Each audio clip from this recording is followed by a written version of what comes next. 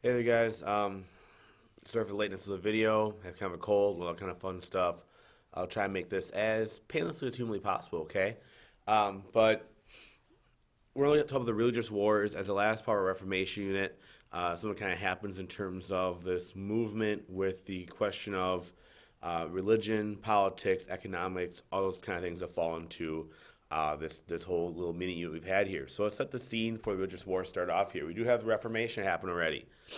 So obviously, Reformation with the new Protestant churches breaking off, kind of a big deal, right? All that kind of stuff. Okay, um, you talk about with Lutheranism and Calvinism and uh, the movement in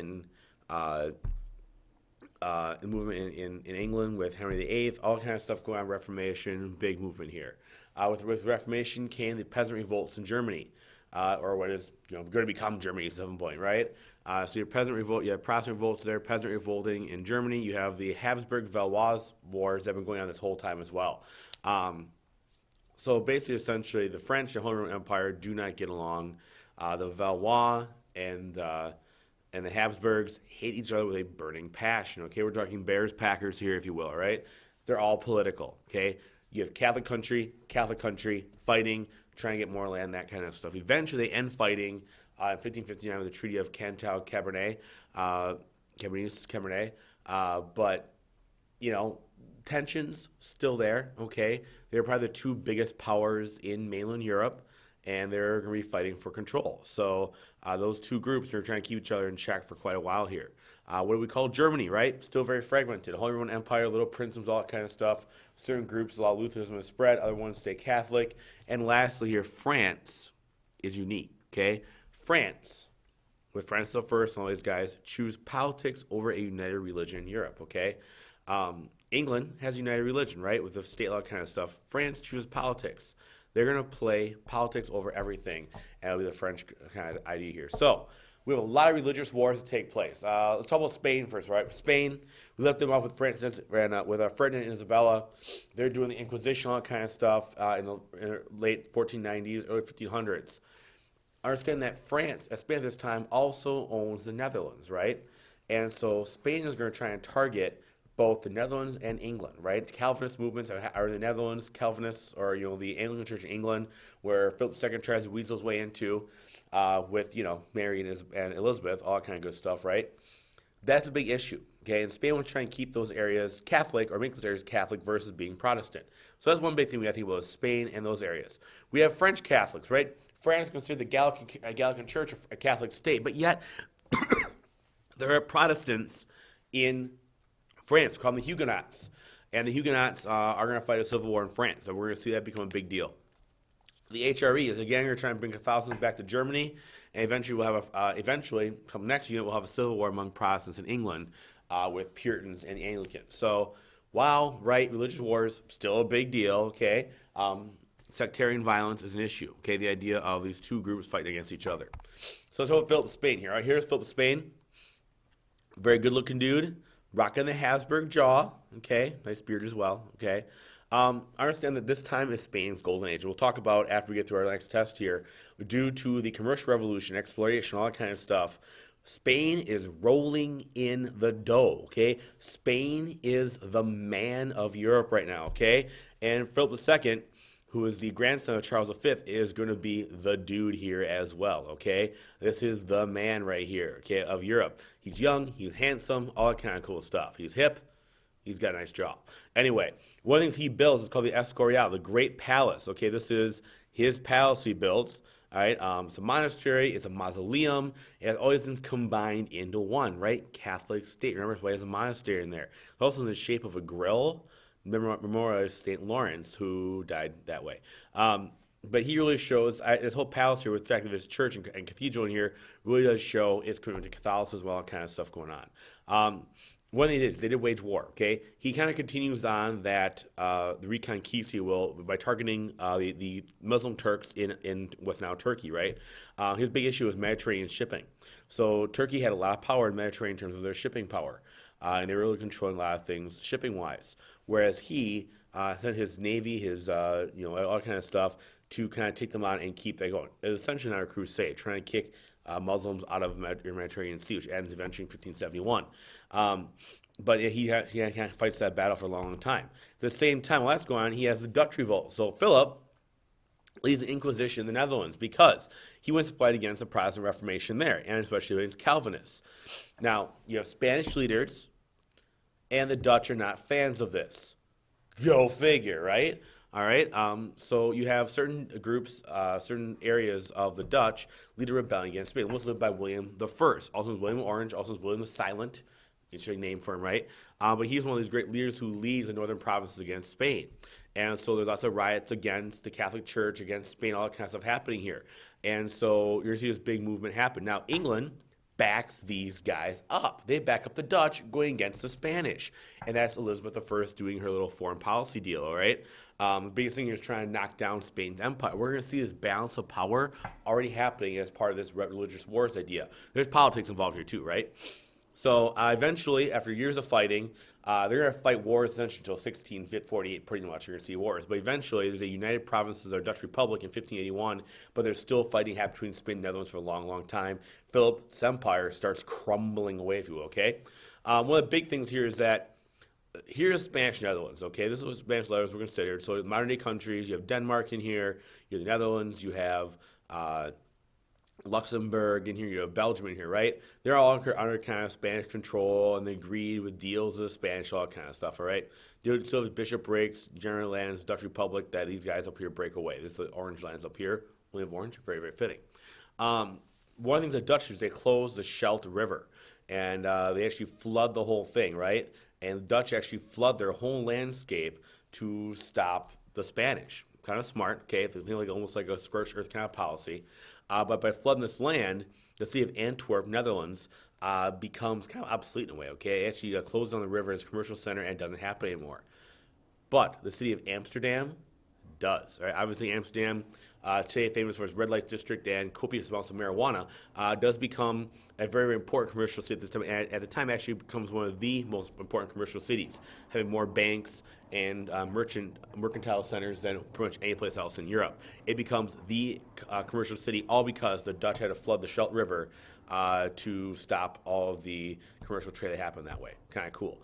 Spain and England, also throwing down a little bit here. You do have Mary and Philip, remember, who were married, somewhat probably unhappily, I'm assuming.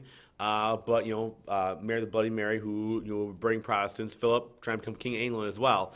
Mary dies. We're not sure why she dies. Again, I don't know if film didn't go into that much, but we're thinking flu or cancer. If it's WebMD, it's always cancer.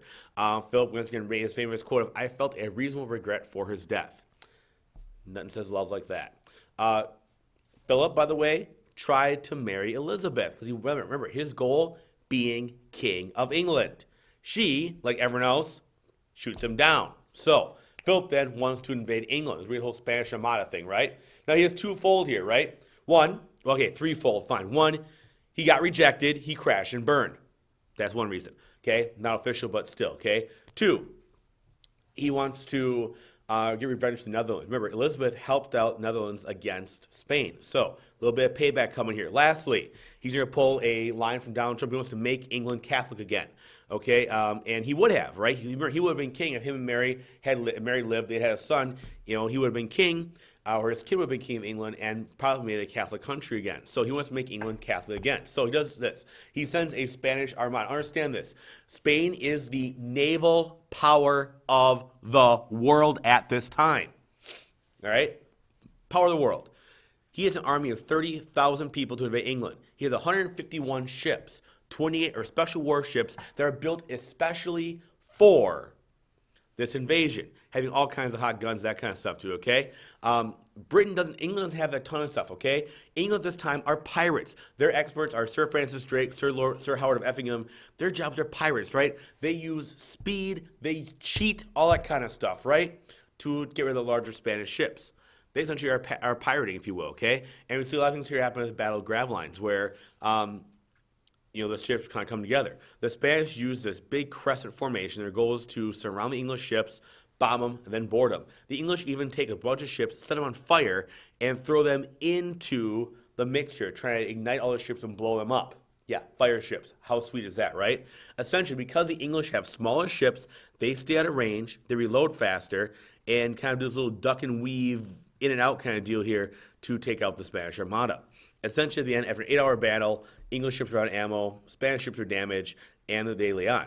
Now, is where Queen Elizabeth gives her speech in Tilbury, which we'll kind of get to at some point and read probably on Friday for a little bit. But what happened was the Spanish fleet is going to come around, loop around here. So one thing they have is the Dutch right here. Okay, they can't get in because of the Dutch. So the Dutch kind of wall them off here. And they have to come all the way around, okay, the Isles here, on the side of Ireland.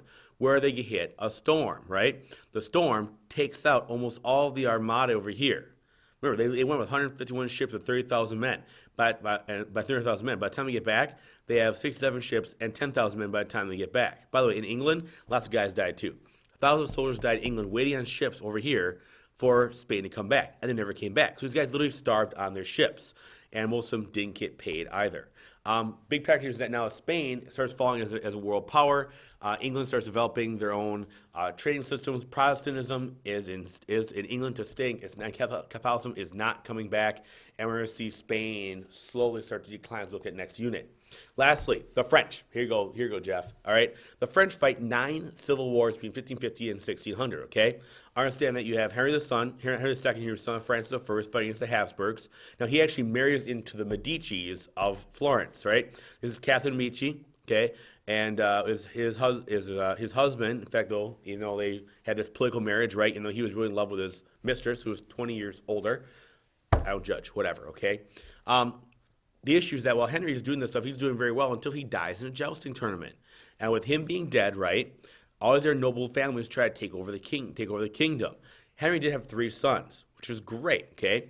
You have Francis II, Charles IX, and Henry III, who try to control France, but really can't do much because, one, they're too young, too inexperienced, and the Medici kind of run stuff, right? Almost half of France's nobles are Calvinists at this time, and they want to get independence from the crown. They're trying to sew things up here in France. And what better way to sew things up in this time period than with a marriage? So they grab Margaret of Valois, who is Catholic. They're going to marry her off to Henry of Navarre, who is a Huguenot, a Protestant. This was to fix this agreement, kind of link everything together through noble families. Well, day before the wedding, right? Everyone's in town for this big party, and Gaspard de Coligny, a Huguenot leader, is killed before the wedding. The Huguenots, of course, because a Huguenot got killed, have to revolt, and they riot in France. Catherine de' Medici, because the Huguenots are rioting, order the killing of Huguenots. Not good. In less than a month time, in just over a month time, you have 20,000 Huguenots dead by October 3rd. Not a good thing. 3 families now are fighting for the crown. Okay, you have 3, all by the name of Henry, right? You have Henry of Valois, who's right here. You have Henry, Duke of Guise, right here, and you have Henry of Navarre, who's from the family of Bourbon. So Henry III, okay, doing stuff, young king, is assassinated by a Dominican monk who doesn't like the way he's running things. That's one. You have Henry, Duke of Guise, who is assassinated by King Henry III's guards, the Musketeers, because he is challenging Henry III's leadership, which in the end only leaves one Henry, Henry of Navarre. It also ends the Valois dynasty. Okay, the Valois, okay, with the Spider King and stuff, are no more. Get rid of these guys. Okay, now you have the Bourbon line. Okay, the Bourbon. Which will lead then later to Louis XIV and all kind of good stuff later on in France. This guy's a Huguenot, though. It's a Catholic country with a Protestant leader. Holy crap, all that kind of stuff happening. Crazy things, right? But Henry IV, or Henry of Navarre, was the first Bourbon king. He basically ended the French Civil Wars, and he believed in politique. Machiavelli would have loved this guy, by the way. He's finding political solutions to problems. And essentially what he did was he publicly converted to Catholicism, even though he was actually a Protestant. His famous quote is this: Paris is worth a mass. He converted to make the people happy, all right? But he's really a Calvinist in the end, but really loved by the people. And one thing he gives is called the Edict of Nantes, which essentially guaranteed religious toleration in France. It was the first time this ever happened. Huguenots, the French Calvinists, were allowed to worship privately. Now, they couldn't do it in Paris or other Catholic cities, but they could still worship privately, and they could go to universities, that kind of stuff. They have 200 cities that are Huguenot cities. All right, it doesn't sound great, right? Not really tolerance, that kind of stuff, but Huguenots at this time have the most religious protection of any group at this time in history. Eventually, Henry does die. He's actually stabbed while in his carriage, and his 9-year-old kid takes over, even though Marie de' Medici, hey, another Medici, right, is the regent. And her is reinfected by Cardinal Richelieu, who we're going to talk about in class later on. That's it, guys. Thank you very much. Make sure it's done for Friday. Peace out. Later.